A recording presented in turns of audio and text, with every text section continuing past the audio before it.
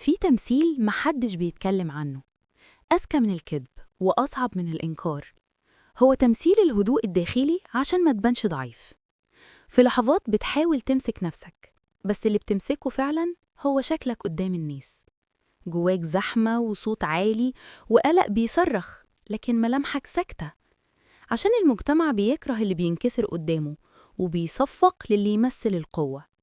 إحنا اتعلمنا نضغط على نفسنا عشان ما نبانش صغيرين، بس الحقيقة أكتر حاجة بتكسر الإنسان هي الضغط اللي بيحطه على نفسه عشان يبان قوي حتى وهو جوه بيتوجع.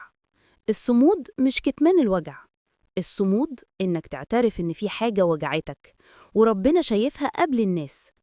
كل مرة كنت بتمثل القوة، ربنا كان عارف إنك بتستغيث حتى لو ما قلتهاش.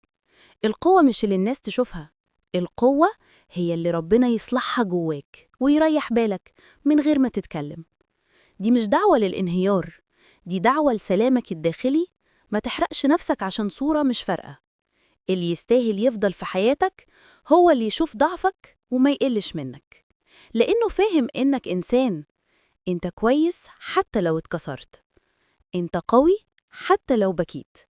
والهدوء اللي نفسك توصله مش بيجي بالادعاء، بيجي من اللحظة اللي تقول فيها لنفسك يا رب أصلح اللي محدش شايفه. يا رب تكونوا استمتعتوا.